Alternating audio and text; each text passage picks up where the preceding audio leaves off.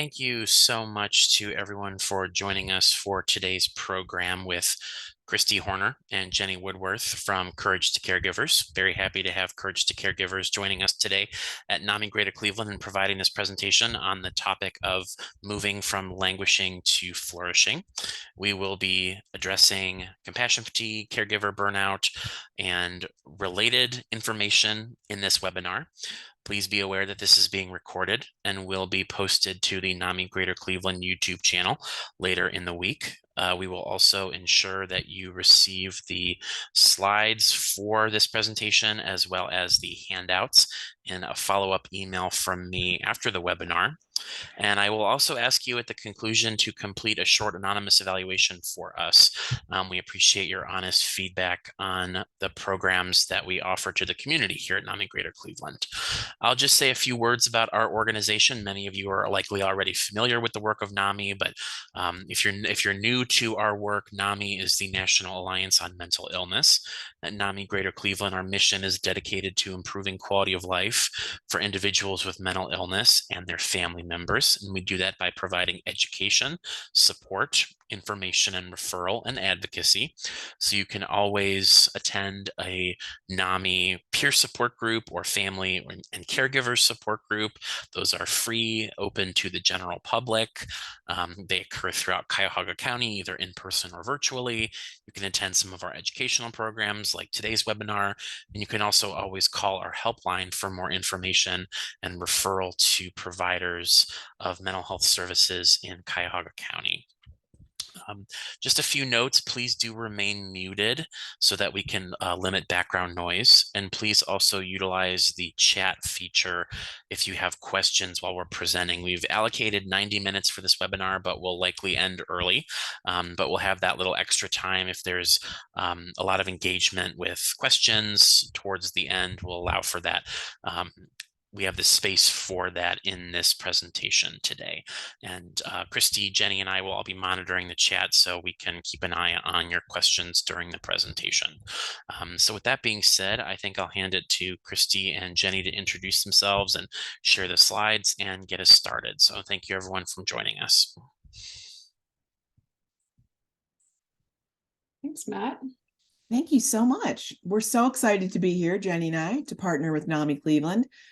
Our partnership has been years in the making, and we are official community alliances working to support the whole family. And so a little bit about me, and then I'll let Jenny introduce herself. And then as part of our presentation, we will share a little bit about what Courage to Caregivers does. But we're glad you're here with us today. I am Kristi Horner, the founder and executive director of Courage to Caregivers. This all came about from my own lived experience of supporting my brother who lived with severe mental illness. He lived with anxiety, depression, OCD made complicated by some chronic pain left after a routine surgery, as well as suicidal ideation. Ultimately, he lost his battle with mental illness to suicide in 2014. And through those 4 years where I morphed from just a sister to his primary mental illness, unpaid family caregiver for those 4 years. I learned a lot about what was involved in supporting someone with a mental health diagnosis. And really, Courage to Caregivers is everything that I couldn't find, that I knew people like NAMI weren't already doing in the community. And so we're here exclusively for you, the unpaid family caregiver.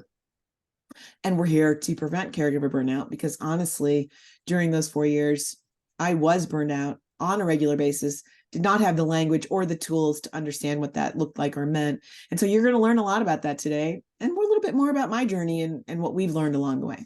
So I'm also now a certified family peer supporter in the state of Ohio, certified by Ohio MAS, as that is one of the programs that we do here at Courage to Caregivers. Jenny, I'll leave it to you. Thanks, Kristi. Again, thank you, Matt. Thank you, NAMI Greater Cleveland. We are so grateful to be here. I am the director of programs. I'm a licensed independent social worker in the state of Ohio. I am not a peer. I don't support anyone living with mental illness, but I am a caregiver of young children. They are home from school today. Thank you, Election Day. So if you hear anybody rattling around, I will deal with them. But they have pretty strict instructions to let me be, but just a warning in case. So wonderful. Kristi, if you want to move to the next slide.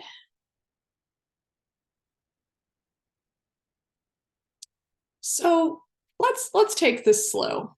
You don't have to put anything in the chat box right now. It is really hard to flourish if you're always feeling rushed, if you don't ever rest. Maybe in your head for a second, could you know anyone in your family who's really good at rest? Because I don't. But you know who is good at rest? Animals. If you have an animal, maybe in this next few minutes, you can think about, I have a rescue cat who is ample in frame. And when he rests like with his entire body. And so maybe you have a cat you love, a dog you love, or other animal who really can put their whole body into resting. Because we're going to do just a quick breath work exercise to keep us grounded here, and to just really check in. So before you put that answer in the chat box, I'm going to ask you to do it at the end. Maybe, ask your body how you feel today. We live in our heads, and our heads usually say, I'm fine. And then we get on with whatever the thing is we're doing. But your body knows how you are. We don't always listen to it because we maybe don't like what we hear. I doubt I'm the first person to ask you to listen to your body, but consider doing that today. Again, everything we offer is optional. Even our words today, you can take and leave what you need, what serves you. But if you have a minute to just sit back, to check in with yourself, your beautiful, flourishing self, and take a minute to think and feel, how are you really feeling today? And to try to do that without judgment, which is hard for many of us. So whatever it is, it's okay. Feelings are just feelings, however you're feeling today. They come and go, ebb and flow. And I many of you have your video off, and that's a-okay. Maybe you'll feel more comfortable to maybe place a hand on your heart and one on your sweet belly. Just take some breaths. And they don't have to be fancy yoga breaths. You know how to breathe. It can be whatever type of breath you want.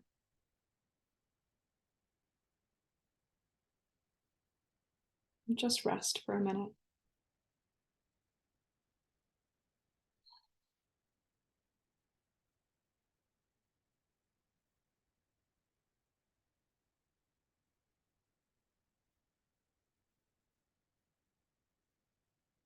And close your eyes or downcast your gaze if that feels good. It's okay either way.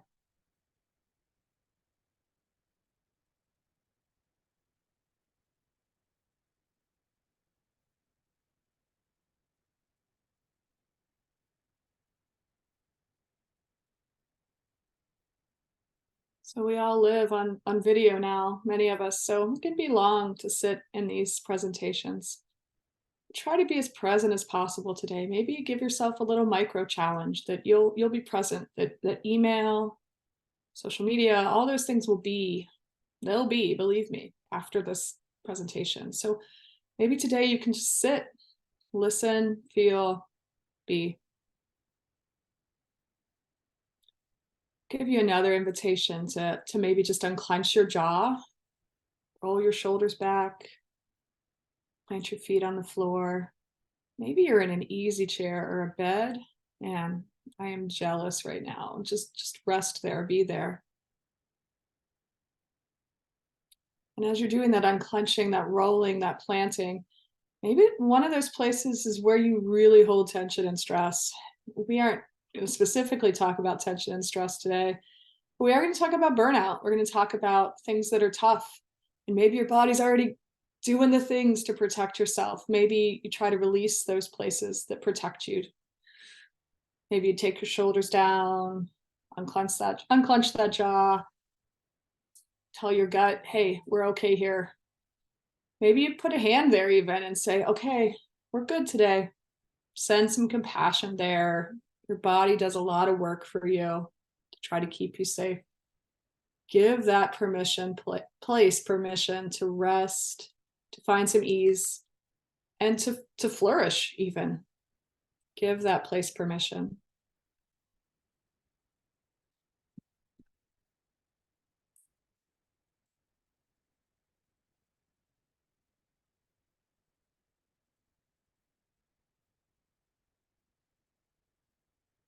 So you've made it to Tuesday. It's election day, at least here in Ohio. We have some really big stuff going on in our world right now. But as I mentioned, let's just try to be here together. Just sit and rest and let those things that we can't control just be. Take a couple more slow, deep breaths. Maybe like the biggest breath you've taken all day.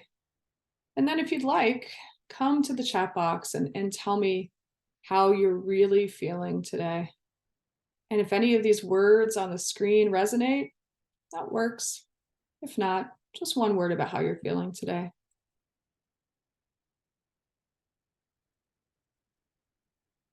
Worn out. Yeah, you're in the right place, Shelley. Drained. Okay, thoughtful. Yeah, I'm having a human morning myself over here, even as I present and try to be calm. We are talking a lot about flourishing and languishing today. These are words that we discovered that really helped us, and you'll see some of their synonyms on the screen. And again, it's hard for some of us to feel any of these things some days, as we feel hopeless, anxious, stressed, all of those things. Yeah, valid. My face feels so much better. Oh, hi, Mary. Okay, so the slide that comes next is where we're going to talk just a little bit about compassion fatigue and caregiver burnout. Lots of anxious folks. Yeah, I feel you.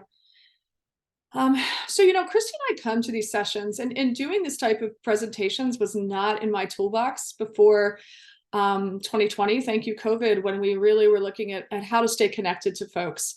And we come to these sessions and the work we do because we see problems, and we want to be on the other side of that. We want to be problem solvers. We see compassion fatigue and caregiver burnout. I'm reading about it right now in the chat. We've felt those things before, as Kristi very vulnerably shared. We know that these two things are also related to languishing and flourishing. So when we look at the problem with both, and I'm going to use the term family caregivers, professional caregivers on here, one is not less than the other. And there may be people also here living with mental illness, all okay. So just know that those are words I used, but we see the caregivers we work with, and we see them struggling with things like emotional, physical exhaustion, health problems, lack of sleep, trauma. We were just talking about that with Matt before we started today. Irritability, stress, all of those things. And I'm guessing many of you have either felt those currently and or have felt them before. And let's just acknowledge that. These are big things. We define compassion fatigue as the physical and mental exhaustion and emotional withdrawal experienced by those who care for sick or traumatized people for an extended period of time. And that's really caregiver focused. It's, but compassion fatigue in general is a normal response to managing any extreme experience. So being a professional caregiver with caseloads of people that are hurting and sharing really powerful but challenging stories with us, or being a constant caregiver for someone with an inconsistent illness, or living with an inconsistent illness. These are things that can cause compassion fatigue. So burnout is something that comes on slowly as the stress of caregiving or other experience build. But compassion fatigue, I always do this motion when I talk about it, like boom, strikes quickly as your resources hit that empty line. And many of you probably know what that empty line feels like.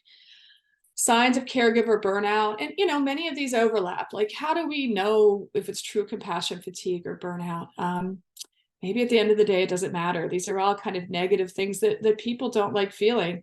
Less energy, emotional exhaustion, reduced productivity, motivation, and energy. neglecting your own mental and physical health. And we see that a lot with caregivers. Again, God bless them. It's really hard to keep yourself as a priority when you're supporting someone. Increased impatience, irritability, feeling that helpless and hopelessness. And I saw someone in the chat put feeling hopeless, I believe. So yeah, this is something that we recognize, we see. Another bit that can affect caregivers and many of us is secondary traumatic stress.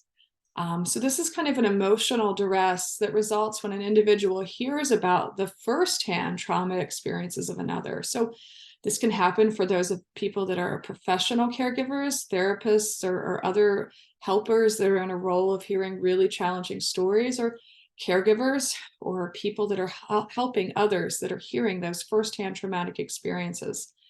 So for those of us, I mean, it's a privilege to hear these stories, but that doesn't mean these things can exist together. Privilege to hear and feel trusted, but it can also take that emotional toll. It can take the same toll on personal and family caregivers.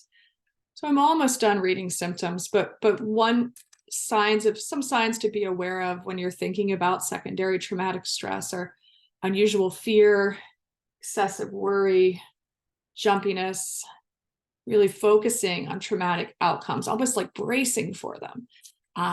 Physical symptoms like racing heart, shortness of breath, tension headaches, and really kind of taking on others' trauma as yours. It isn't yours to carry, but it is easy to pick it up. So I'm offering this as, again, an offering as a description today about these things, but I really want to say all this and end this slide by asking if you've ever experienced any of these, and also saying, if you're concerned about yourself or a colleague, a friend, or family member, seek counsel, really. Professionals, trusted mentors, those are the folks that can support you outside of this webinar. We have great agencies that are also out there to support you, but seeking therapy and finding a way to support yourself is truly self-care, and that is also very important to us. So just a quick, I would ask you for a show of hands, but I probably can't see them anyways. But if anyone's like, oh yeah, Jenny, we're feeling it. If you've ever felt these things, I'd love to hear in the chat box. And then slide 4, thanks, Kristi. We don't like this quote, but we use this quote. Family caregivers experiencing extreme stress have been shown to age prematurely. This level of stress can take as much as 10 years off a family caregiver's life. And I mean, if someone were to ask me my why right now, this is probably my why pretty succinctly as to why I value this work, why I want to support caregivers of all types, because I want folks to not age prematurely. And I'm not just talking about beautiful skin or gray hair. I'm talking about real effects on your physical and mental health. But we understand that we cannot eliminate stress. This is, something we can't always control. We're all about better coping and managing that stress of caregiving and supporting folks to do that. Oh, I see. Thank you for putting in the chat. You've felt them previously and currently. Very, very real. Yeah, that's so funny, Taylor. I actually was at a restaurant last night, and it seems like such a chill place, but there was a sticker and it said, "Burnout is real." And I thought, man, that is really, really valid and a really interesting place to see it. So yes, it is very real. It isn't just something on this screen or something we talk about.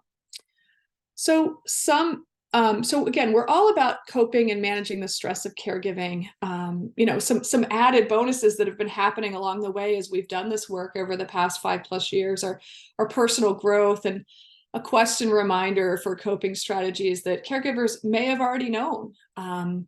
You probably know this analogy, and I'm sure there's other ones out there about, filling your own cup first, filling it.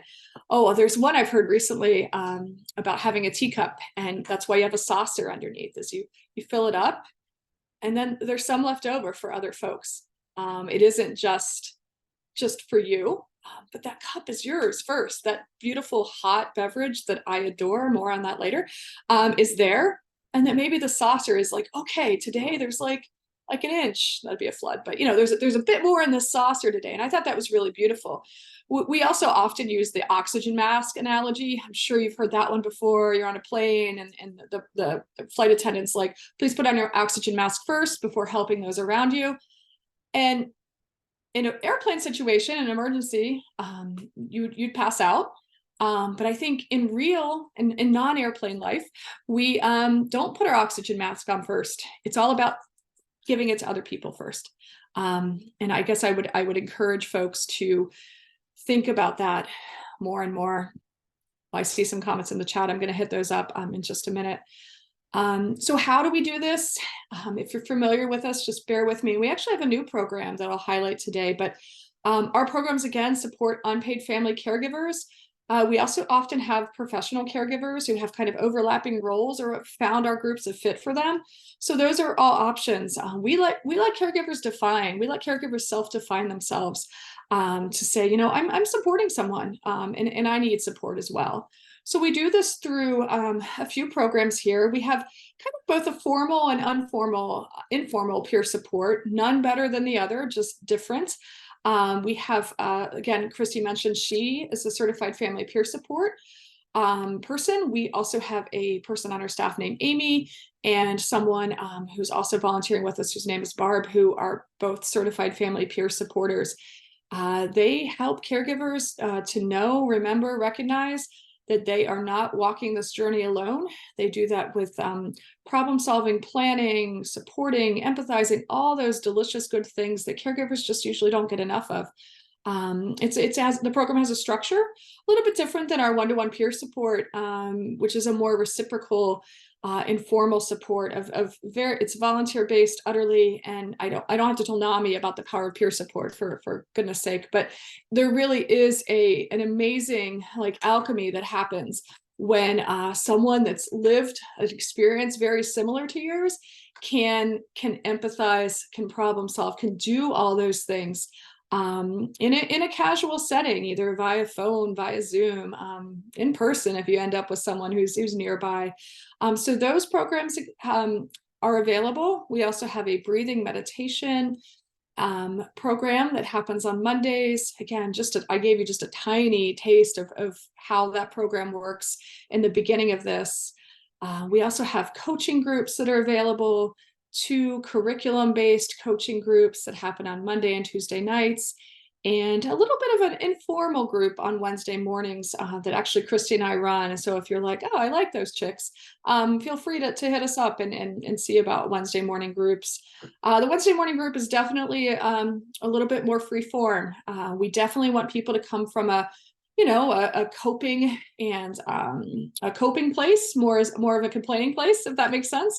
But we get it. There's times for venting. The one-to-one peer support is a really excellent place for that as well. So before we move on, I just want to make sure, okay.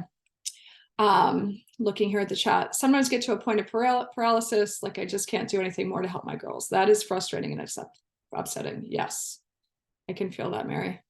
Yeah. And it's beautiful to see you two empathize with each other, even via chat today. Just that little taste of something that the peer support can look at. So thank you both. Kristi. Thank you, Jenny, for teeing all that up this morning, and it's this afternoon already. So this is what you're here for. You're here for us to talk to you about getting unstuck, which we really saw a lot of in caregivers that we have supported in the pandemic, right? Everything just like the whole world just came to a screeching halt. And then we were all here, and I'm sure every single one of us can remember where we were on Friday, March 13th of 2020, when we got the news, global pandemic, what's that? And we realized it was real. And then everyone kept thinking, oh, this is just, you're going to make plans for just a short time, like just a few weeks. And we were all like, oh, we can manage just a few weeks. We can do this for just a few weeks. And then as the pandemic waned on, we realized, whoo, this is a big deal. And this is not just a few weeks. This is global, and this is serious and hard. So as caregivers going into the pandemic, we knew hard. We knew hard, we see hard, we do hard every day. The pandemic added an extra layer. And for many of us, We then became sheltering in place with our loved ones. We lost all the support system for our loved ones. And many of us were just trying to stay healthy and safe. And not all of us had the privilege to be able to do that, and had to keep going to work and going out into the big bad world and trying to get the help for our loved ones. And so with this article from Adam Grant, that is one of our favorite authors, when he put words around this for us, it was just life-changing for Jenny and I. And again, while the pandemic started in 2020, it continued and persisted. I'd say we're still solidly coming out of that and the effects from the pandemic. So it's far from over. Matter of fact, I'm just getting over a really bad cold, so forgive me if I don't sound myself, but you don't just get a cold anymore. Like, you're immediately, I go to my COVID tests, I test for COVID. I've tested 3 times. I'm sure it's COVID, right? We're all so careful. And it brings me right back to where I was feeling during the 20 and 21.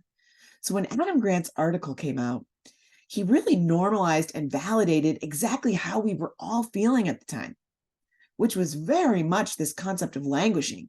So Jenny and I were like, yes, thank you, Adam, for making sense of this for us. And honestly, these concepts of languishing and flourishing that we're going to talk about today are all behavioral health terms. They're all within this mental health spectrum, if you will.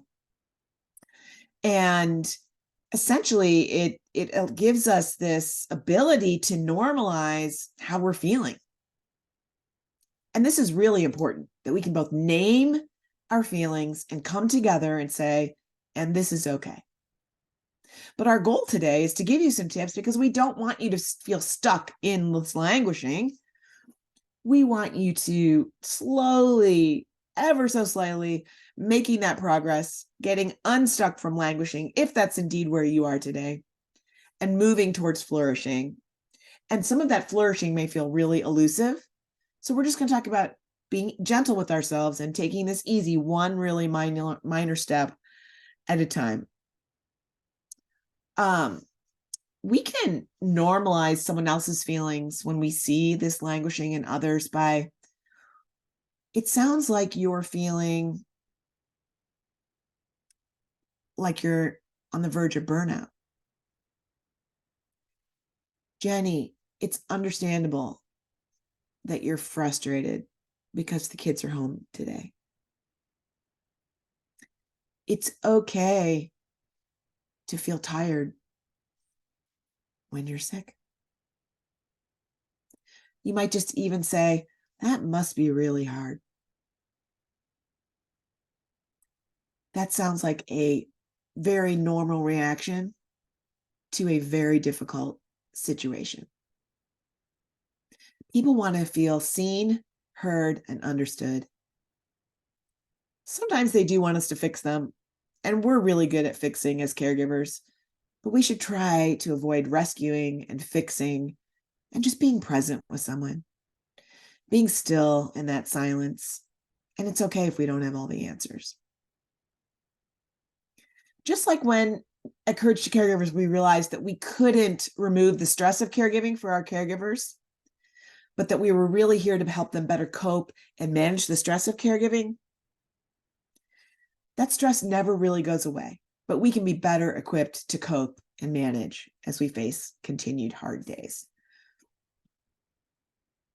So what does languishing look and kind of feel like? And it's that, Jenny does a really good job, like blah, nah, dull, or just like, ooh. So as I'm talking here, put in the chat box, what does languishing look and feel like for you?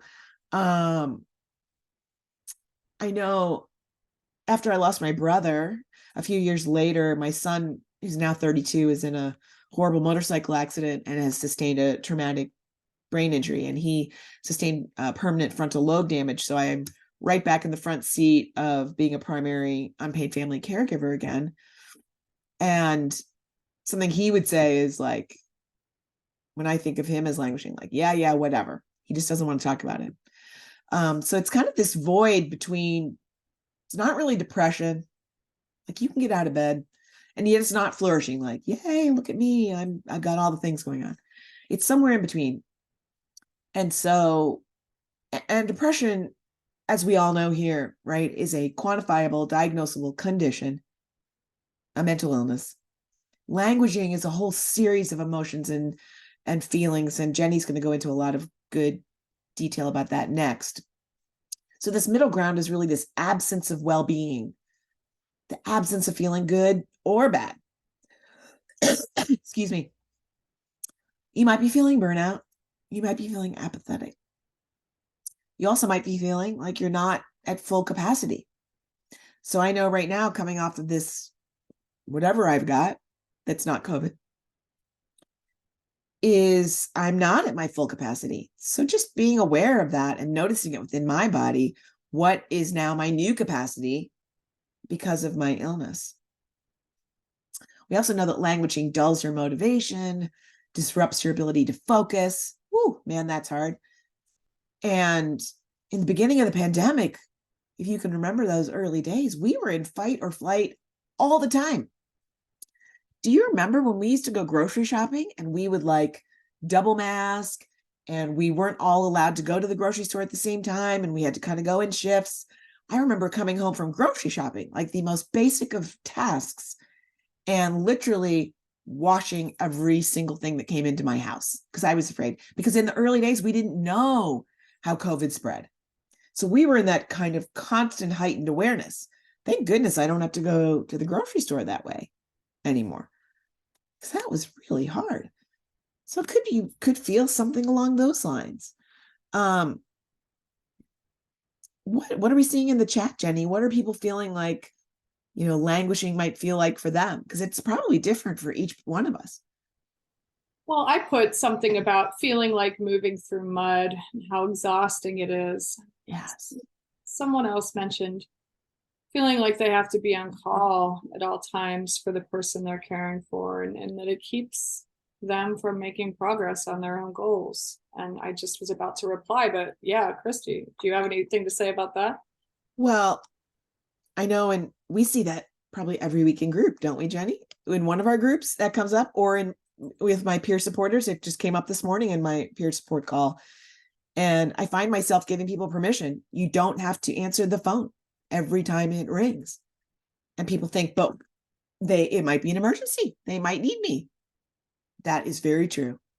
I acknowledge that 100%. And yet we don't have to be the 911 every time for our loved ones. So if you just needed that permission to say, I'm taking this hour for me, and I'm turning off my phone and putting it over here, what I've told people that I support is, if I'm in another meeting or an appointment and you call, I won't answer if I'm unable to call. But if it's an emergency, I suggest you do call 911 or your closest emergency response. If it's someone who's facing suicidal ideation and having supported someone through that for a long period of time, you'll call 988 or encourage that person to call 988. And what happens when we stop answering the phone is that our loved ones start figuring their problems out for themselves. And we don't always have to be the fixer or problem solver for everyone in our lives. It's amazing. And I'm telling you, with practice, it gets easier and easier. Hard to do the first time because you're really nervous. What if it's an emergency? They'll figure out someone else to call.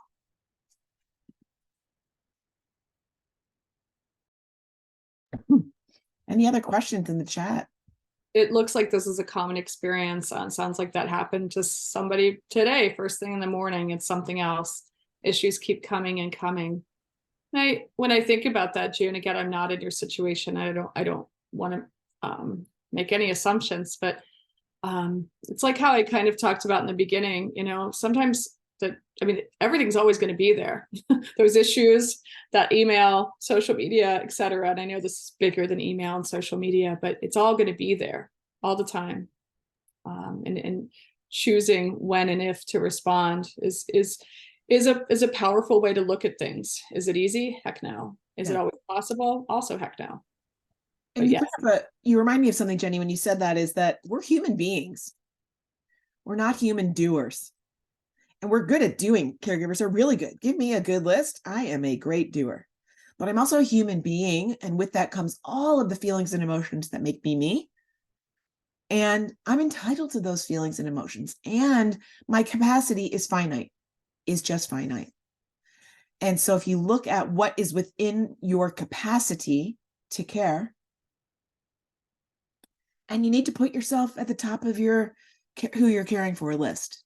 That is not a selfish thing, because if you do not care for yourself, you won't be available to care for anyone else. So I love that. And I love that we had some great dialogue there. Thank you for sharing.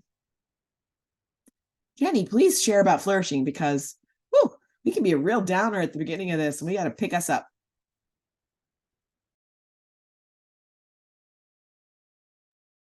Sorry, I was chatting someone about loving what Cindy just wrote. Sometimes they surprise us, letting them figure it out, taking ownership. I can't fix everything.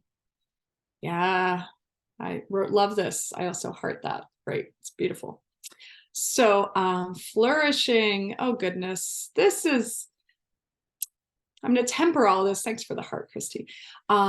Flourishing is living the good life. And when we look at this definition, it's living in a state in which all aspects of a person's life are good. It's really an all-encompassing notion. And this is someone at Harvard. I'm sure they're very, very smart. But since I'm doing this presentation today, I want to gentle this out a little bit. All aspects of a person's life are good. That's ideal. But I also want flourishing to be attainable, to feel like it isn't just a word on a screen. So just maybe take this with a tiny bit of Harvard salt as you think about this in your own life. Maybe all aspects of your life aren't good, but maybe they're okay, and maybe they're also just kind of you're working on them. I think that's another way to think about flourishing. Another way that I find how I like to define flourishing when I think about it is that feelings of positive emotions outnumber the negative on most days. Okay. That's maybe like the Courage to Caregivers definition, because I that sense of purpose, I think, is another bit, because I think some of these things are attainable, and then outnumbering it on most days. Again, we get it. This humanity is tough stuff. Another way of looking at flourishing is being in the flow. I don't know if there's any knitters or runners or writers or cooks on here. Those are all activities that you can get into the flow. And if you've got other things that help you flourish while I'm chatting, feel free to put those in the chat box and I'll take a look. When I was thinking about flourishing today, because we've done this presentation before, but not a huge amount of times. I was thinking about how flourishing really requires knowing yourself, and that self, and Kristi, if you talk about this later, I'm sorry, but I was looking at the notes briefly and I was like, we should talk a little bit about self-reflection as part of flourishing, because you got to get to know yourself to know what helps you flourish, right? And if you've spent a lifetime supporting other people, I think that's what's so interesting is something that I want to get on a t-shirt is caregivers gonna care, meaning many of the caregivers that we see have been lifelong caregivers that supported a parent and didn't even realize they were supporting a parent when they were like 10, and then end up also supporting other people through their lives. And that's one thing that doesn't really help you reflect on yourself when you're always supporting someone else. So I as you kind of choose the nuggets to take away from this presentation, maybe, committing some time to self-reflection when you think back today about, what really does help me flourish. It's just something to consider. Oh yeah, Kristi, thank you. We often lose ourselves, our own identity when caring for someone else. Yeah, so that is very normal. I wonder if anyone has anything they'd like to put in the chat box about what helps them flourish. I'm sorry, I keep looking over here. We are volunteering at an animal shelter, and we did just adopt this dude, and he was one of those cats. So I'm bringing this up because I think volunteering helps me flourish. I do a lot of human work. I'm a social worker, but I volunteered in an animal shelter, and he's over here living his best life. We weren't sure if he knew how to be a cat anymore, if that makes sense. He's just had a really tough life, but he's over here playing and acting like a fool. He's flourishing. He's in his lane. So volunteering and looking at this little being getting healthier does bring me some joy. Someone going for walks in the metro parks. Yeah, beautiful. That is part of flourishing for many people. Got a couple more here. Finding time to read again. Yeah, I remember that. Kristi could read, but she couldn't like read. I was reading like the Game of Thrones books, and she's like, I can't read a magazine article, Jenny. And that's changed now. She's back, baby. She's reading all the stuff. But that was really tough. I remember that. Praying, exercising. Yes, this is part of flourishing for many folks. Thank you. Anything else anyone would like to add? Feel free while we go to the next slide. If there's other things, working on jigsaw puzzles. Yeah, I definitely did a lot of that during the pandemic. And then the holidays, we start doing those again in our family. Okay, yeah, please feel free to add, because even if I don't catch them, other people will see them and be inspired by your flourishing activities. I want to just put out there that collective care is community care. And I say that because everyone deserves access to the things they need to flourish. Collective flourishing requires structural change. There's a quote on the screen about, chances of flourishing are unequal due to social inequities, and amen. There's some really great new research coming out about this. So I really want to just honor that. It's extremely hard to think about flourishing when you are hungry, or when you are, again, burnt out, or you are unhoused, or any of those things. It could seem laughable to think about flourishing. And again, I want to support everyone in the idea that as we begin to flourish, we can also support other people in flourishing. Even talking about flourishing here, my talk shows my privilege, because I'm not struggling due to social inequities in many cases. One of the ways to flourish is to connect in community. But again, if that community is unsafe, socially or structurally or environmentally even, flourishing is going to take more work. And again, if economic instability is a challenge in your life, housing insecurity, all of those things, it can seem like the furthest thing from your mind as you just work to, like, I say like Maslow this stuff, as you like basic needs. Flourishing is like literally at the top of that triangle. So just take a breath. We don't have to start flourishing today, but I get it. If these things are so big that flourishing seems unattainable. But there is that human connection of flourishing. So if I want to flourish, I have to recognize that in order to truly flourish, I need to help you flourish. I need to help the community, the world, all those things. And as someone, and I know I'm not the only person on this call that's passionate about justice and social change, I also need to think about working towards structural change. I want to caution us again. I kind of did that with the flourishing definition of flourishing. You don't have to think in extremes. Again, you don't have to have everything figured out, including like structurally changing all of the bad things in order to flourish. This is that kind of all or nothing thinking. I don't want you to do that. I want you to look at this within bits, micro ways. We love the micro aspect of looking at things. I want you to look at this with some gray. So I'm a very big both and person. We can look at this with some gray, and we can also go, not everyone can flourish right now.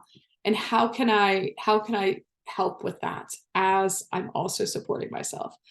Big job. People are talking about dogs in the chat. I love this.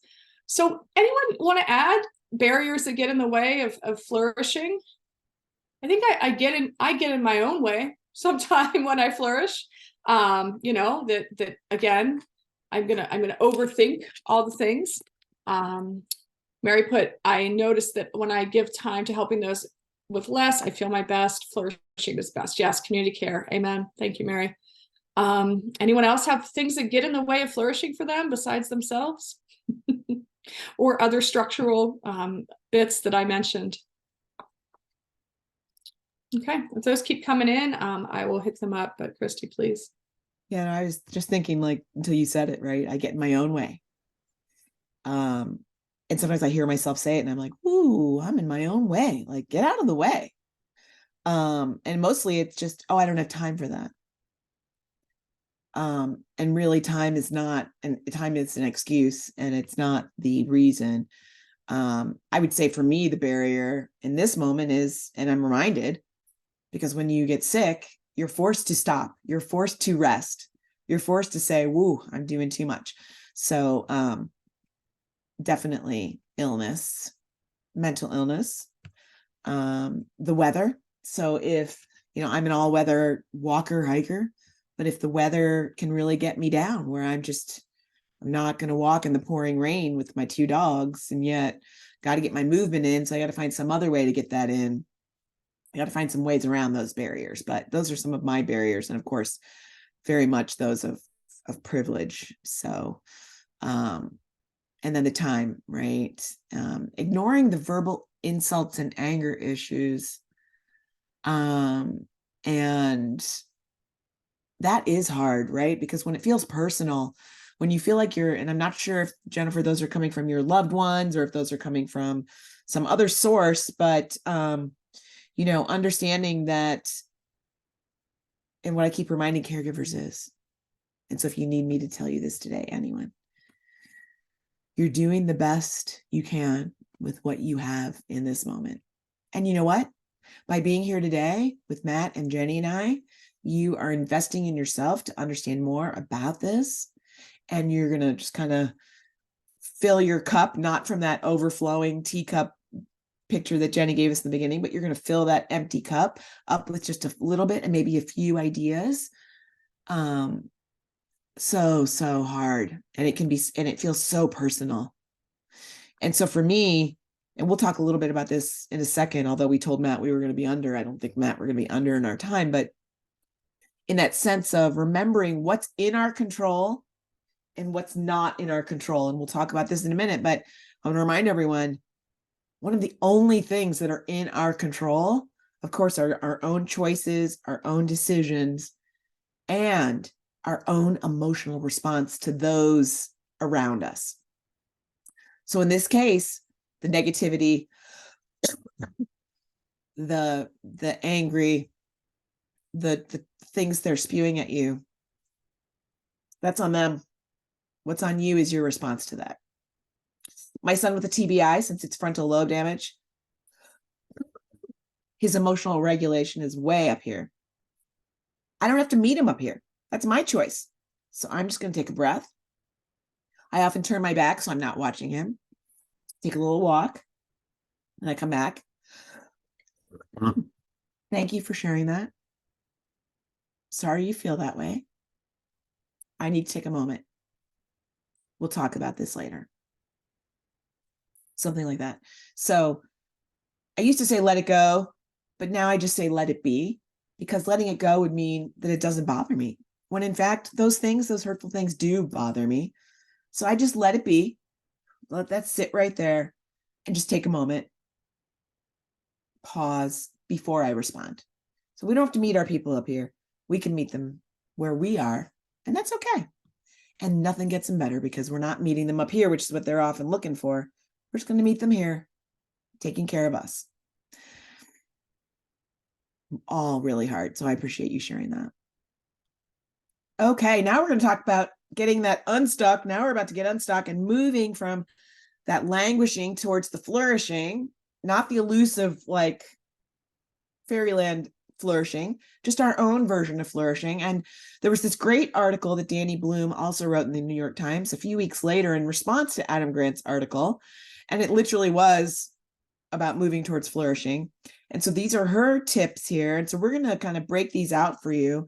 We also created a really fun little handout, which Matt's going to email to everyone, or I don't know if he's going to put them in the chat box or how you're going to get them, but we've created this really fun, it's meant to be playful, and we're going to unpack it here with you, but literally the other side to languishing is this concept of flourishing. And here are all these great steps that you can move towards that. Here's our little plan, which you're going to get in a handout. It's meant to be in this very playful form so that you could literally cut it out, excuse me, put it in your wallet, because nothing is better than saying, when things are good, I'm good, right? And when things are good, guess what?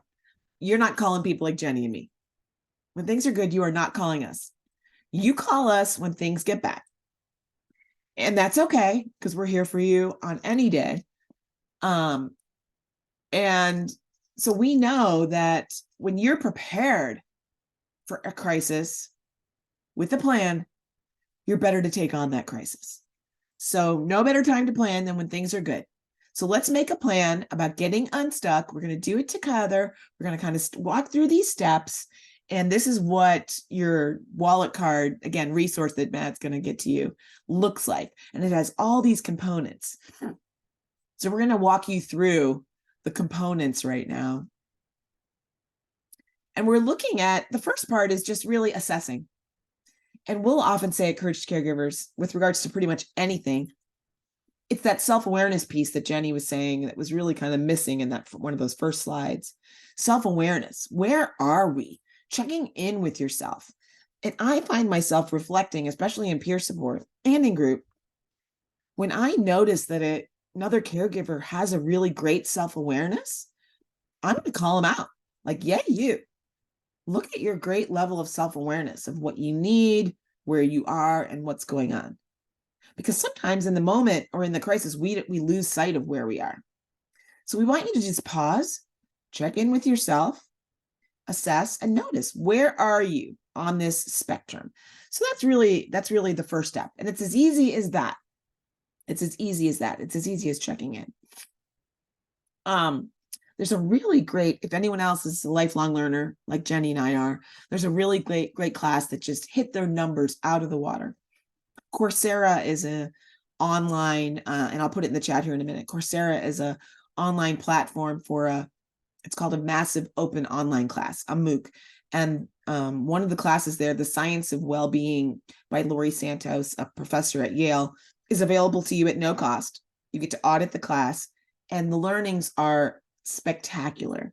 And it really gives you just this whole insight into your health and well-being and what's important to you. So that would be one thing you could do to get kind of increase. And again, I'll put that in the chat here in a minute. But first step of getting unstuck is just noticing, where are you? Jenny, what's number 2? One of our favorite things. I was going to do you a favor and put it in the chat, but I didn't find it quick enough. Oh, goodness, this micro joys. So we love the word micro because it seems attainable. It seems like a baby step, but like 2023 sounding micro joy. So we had to, again, this started like a lot of this did during the pandemic, when we couldn't do big things that brought us joy, that how were we going to make things attainable? I am a sucker still for drinking an actual hot beverage while it is still hot.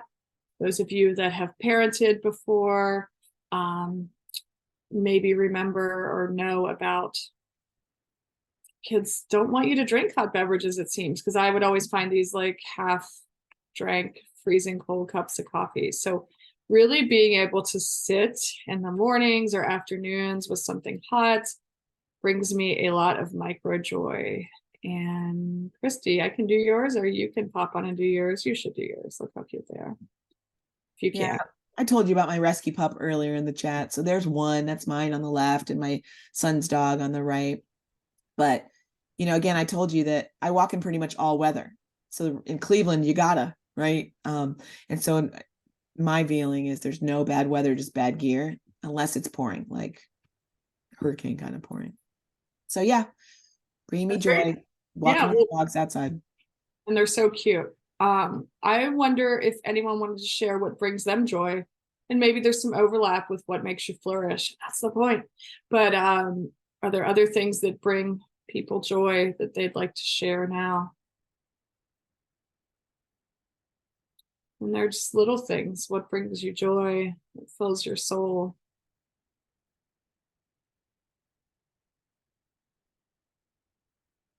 I really like sunshine in November.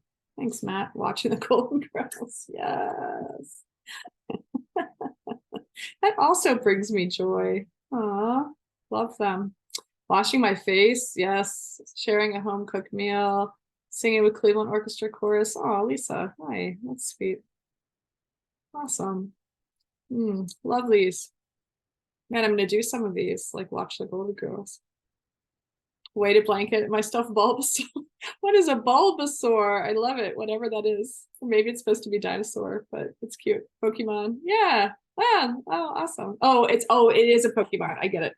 I should know these things. I have a 7-year-old. Love it. Okay.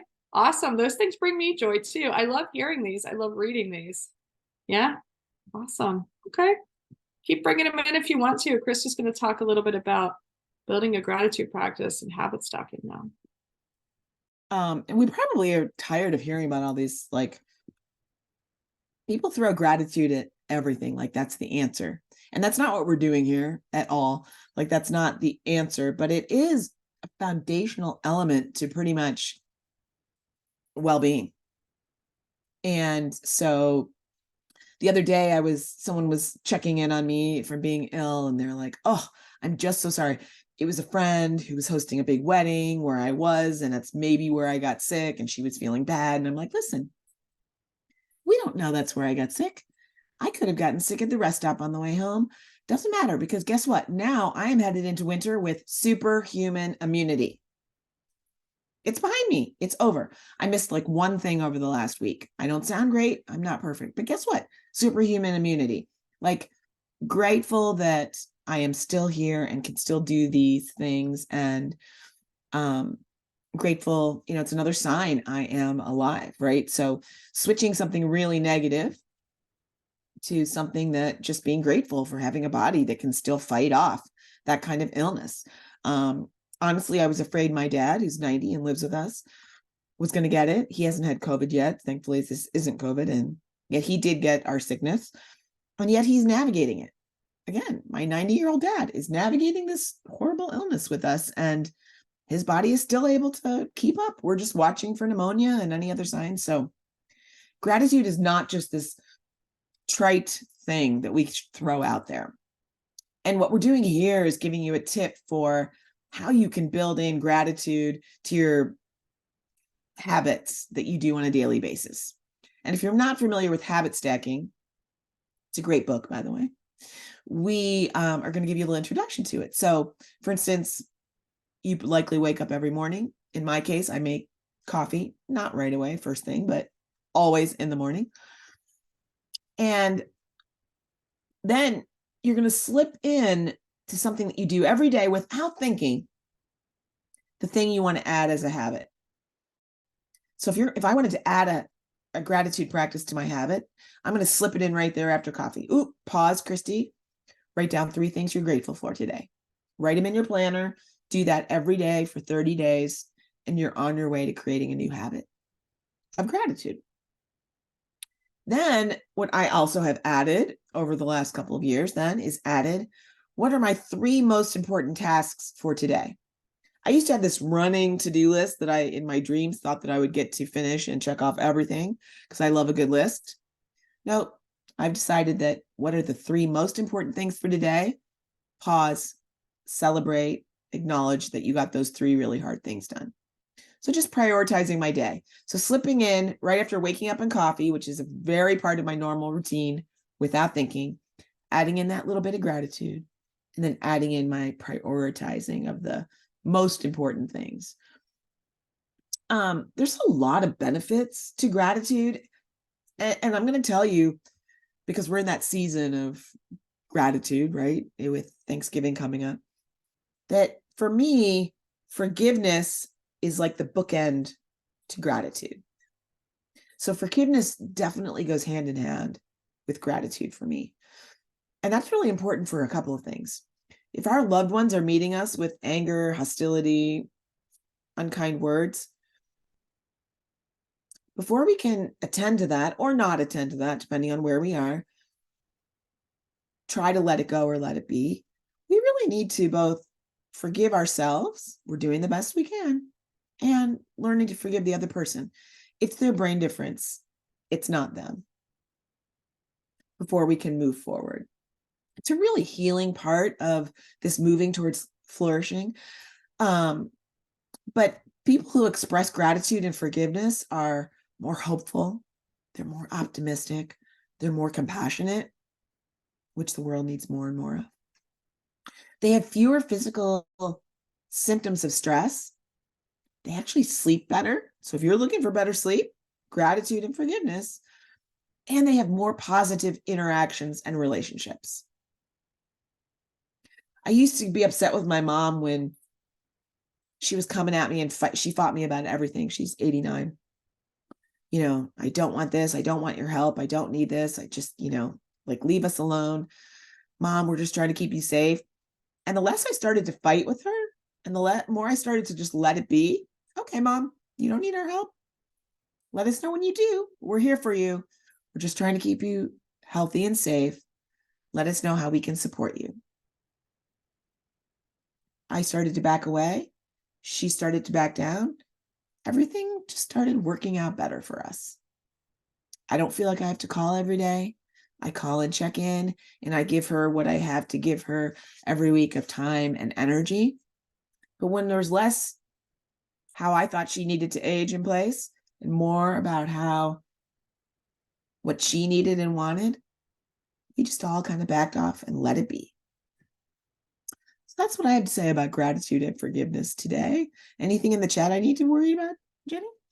No worries. No, I just added Atomic Habits, the author. Okay, great. We're also talking about good deeds. And I think Mary already put it in the chat about how good she feels from doing those little good deeds. So, it's those, and again, everything's micro today. If you've heard Jenny and I say that a few things, so those little things, what are those little good deeds? We don't need to go out and start a nonprofit and save the world. We just, what are those little things you can do to help someone else? I find myself looking for people at the grocery store or when I'm on a walk where they might look downtrodden and just try to smile. I mean, it's as easy as a smile at someone that doesn't look very happy in the moment. Or I say hello.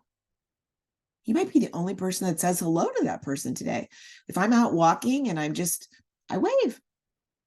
It's that human interaction that shows people you're a human being. So small acts of kindness. What are some of your favorite good deeds? Make it micro so we all feel good about them. What do we got, Jenny?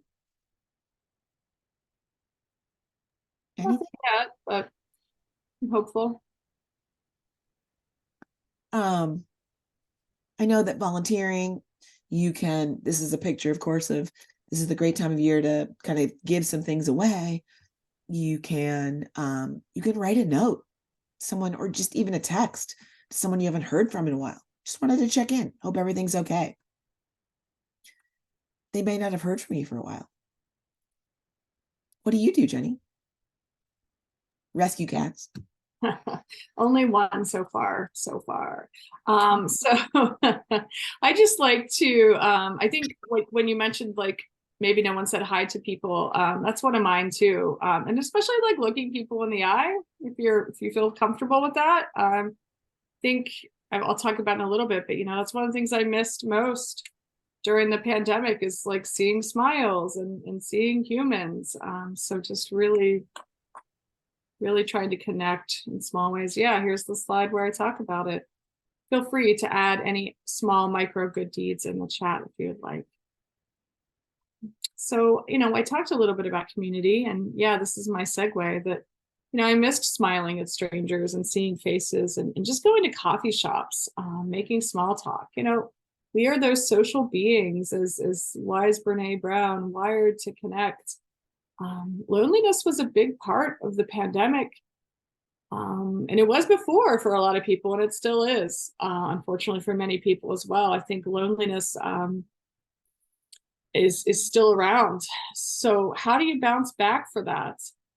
How do you bounce back from, feeling the way you did maybe during the pandemic or during a severe mental illness? How do you reconnect? You can take small risks like returning to church or joining a book club. Asking for space to reconnect in a way that maybe you were, in a different way, if that makes sense. Like if you aren't comfortable going back to a church, but you'd still like to help with some of their volunteer tasks, like how can you reframe and remake this work for you as your life has evolved, both from the pandemic and as a caregiver. There you may not be able to serve on a council at church, but maybe you can show up for one-off events or whatever that looks like. I know, again, in my volunteer work, there are folks that can't come into the shelter, but they do projects at home, like cats need cat toys all the time. And so there are ways to engage that, again, can be micro, and it's okay to have them look different than perhaps they have before in your life. Go ahead, Kristi. And another component to getting unstuck and moving towards flourishing is this concept of living purposefully. And we hear this a lot, meaning and purpose. Everyone needs meaning and purpose in their life. And I think it's actually one of the biggest problems. We do a lot in the corporate engagement space as we emerge into that new space, as well as supporting professional caregivers at work, meeting caregivers where they are. And it occurs to me that, some people have no problem making the connection between their work and meaning and purpose. So Jenny, as a social worker, helping her clients find a path forward, can feel really good about her part in that. Maybe myself as a peer supporter and my part in helping people there. And as we looked at the pandemic and looked at this giant sense of people leaving the workforce, both retirees and young people, meaning and purpose was what was at the root of that.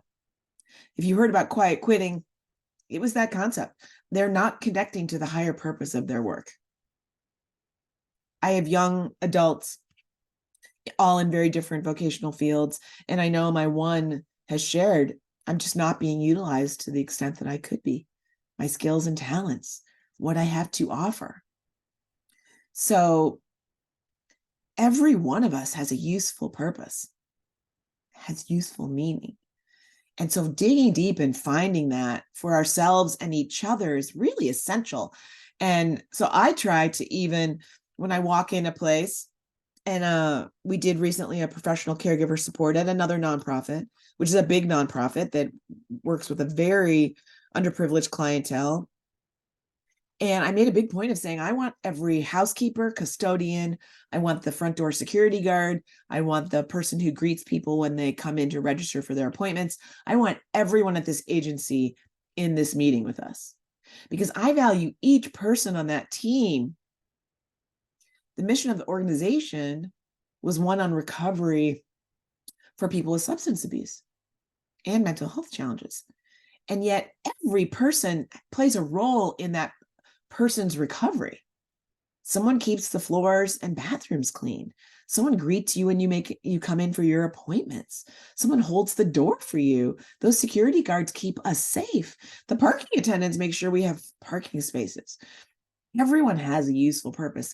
And if you can feel good about the greater purpose of the organization for where you work or where you volunteer, or even within your own home, you're going to feel part of something bigger. So finding that, and that's what we hope for. And if you have the true privilege of finding that sweet spot between what you were born and meant to do with your life, and you're doing that every day. And I'm just very fortunate where I get to do what I feel like I was called to do. Not everyone does. I feel very, very fortunate. So how do we find that in other ways? Through volunteerism, through helping out in our neighborhoods and our communities. There are other ways to find that. And part of it involves being curious within ourselves, coming to a greater understanding of what are our strengths and talents, and what are those little things that both, as Mike Joyce did, but that fill your soul. And so we did put on here for the chat, taking micro breaks is going to be one of those ways that you can rest. And in those moments of rest, we find them. What's a way for you to take a micro break? And for me, it might be a stretch, but actually it's usually my dogs who get me up and out of my chair to go outside for some fresh air, and just having that change of scenery to something green and that's not my screen glaring at me. And that breath of fresh air gives me that ability. What are some of those other micro breaks you take? Oh, Jenny, I bet yours involves a hot beverage. How about you now? It's exactly what I put. And I like to, like, in the afternoon, like, actually sometimes I pull an actual teapot out and like kind of make it just a tiny bit fancy, instead of just throwing a tea bag and microwaving, again, because it just feels good. It's like, it's that romanticizing your life. That's what I feel like when I'm preparing tea in a fancy way. Matt listens to ambient sounds, new age music while working. Interesting. So working your brain in a different way, maybe, or working on rote tasks. Love to hear any other micro joys. Healthy snacks. Yeah, good for you. Awesome. I'll tell you, stepping outside your comfort zone could be one of those micro breaks you need. And it is kind of humorous that this becomes my slide in this presentation, because Jenny is the one where this is a real strength of hers, stepping outside her comfort zone. I get very cozy in my comfort zone, and doing this always feels hard. And yet those were one of those hard things that I push myself. I'm a baker. I love to bake. But in the pandemic, I found some new pandemic hobbies to keep myself busy, and stepped outside my comfort zone of baking and taught myself, thanks to YouTube videos, lots and lots of them, how to make macarons. And if you've ever wondered why macarons are $2 and $3 each at the store, it's because they are very, very, very hard to make. There are two different kinds. I've tried them both. And they're still very hard for me, but I now appreciate them so much more. So thinking about, what are those things that can get you up and outside of that comfort spot of just making banana bread every week? What's something new you can try? Very micro, very small here. Do you have anything, Jenny, where you stepped out? Oh, I know what you're going to talk about. Raise. You love talking about that. I don't know whether I can talk about that anymore because I stopped going, but during the pandemic, it was important to our family. Many of my family still goes, but we all joined the indoor mountain bike park here in Cleveland, and it really was like a 45-year-old woman on a mountain bike. It was definitely outside my comfort zone, and I've kind of crept back into the comfort zone of not going anymore. But it definitely was a big step for me to go there and just kind of ride around like a lunatic. So yeah. But I also, there are other examples, both big and small. It is one of my strong points is trying to step outside my comfort zone. Indeed. So yeah, it's funny, Kristi, that I'm doing this slide and you're doing the comfort zone. If you know us, you're like, yeah, you guys should reverse that.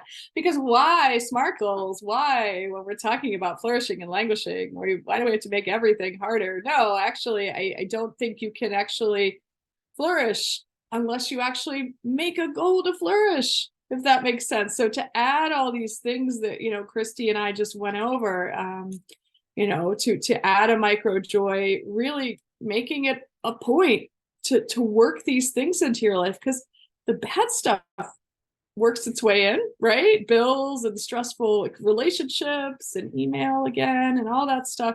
Those things happen, and they're going to happen. We need to make plans for joy, plans to connect in community, all those ways that we've talked about moving from languishing to flourishing. The handout that you're going to get is also kind of SMART goal based. So feel free to take a look at that. If you aren't familiar, again, there's SMART stands for all those beautiful things on the screen. And SMART goals is another thing that we really made micro. And we still remain passionate about making goals and planning and growth, all those things in our groups. But we know not everyone is a SMART goal person. We made a move, and the next slide will highlight that. We made a move really from goals to micro challenges. It made it less Some people get really reactive to setting goals, and that's okay. They get down on themselves if they don't complete all of those things. So maybe if you can go to the next slide, Kristi, maybe this is something a little bit more useful for you. So we have two other offerings for you that will come as a handout in one way or another from Matt. And maybe again, you're a smart old girl or gal or guy or person. And you're like, yeah, I like this list. Or maybe you're a print out and put on your fridge and you're like, you know, I'm going to do 3 of these a week and I'll feel really darn good about myself. So yeah, this is something we provide to our participants, and that we really want to encourage you to use as well if it speaks to you. And really, Kristi's almost done. So.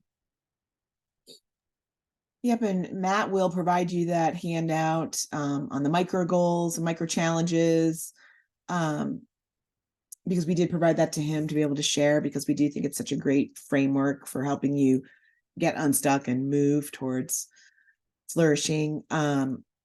We always close with this slide because it's just that reminder, and we've had some nice engagement in the chat, so thank you for showing up for yourself and each other today.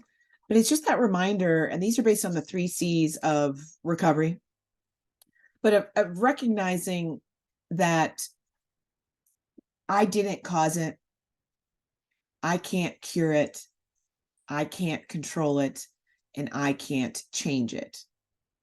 And it can be anything you need it to be. Often it's my son's brain difference, my loved one's mental illness. And yet I can have courage, compassion, and I can cope. Those are within my power and control. And this is just that reminder to you, which is why we put it on your Getting Unstuck wallet card as a reminder so that you could have those things. And remember what's in your control. And Jenny and I welcome you to reach out and connect. If we can be a support to you in any way, we love doing these conversations because we feel like it's always just the beginning of a new friendship and a new conversation. And we want to be here to support you in whatever that looks like in your journey of moving from languishing to flourishing.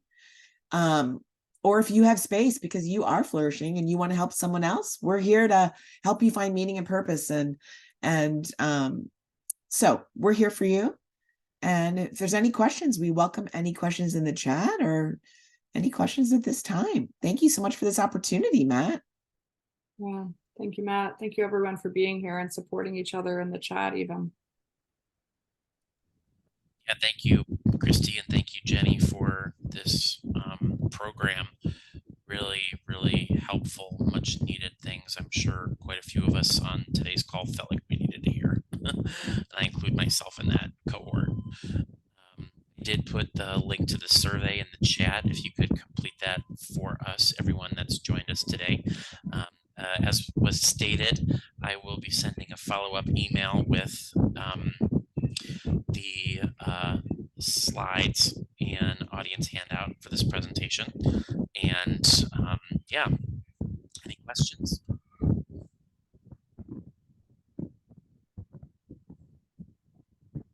Not seeing any yet. Just seeing some thanks from gratitude. No problem. Great. Well, if we have no questions, then hope everyone has a restful, peaceful week. Thanks so much again to Courage to Caregivers for joining us today and presenting this. Thanks for the opportunity. We appreciate it.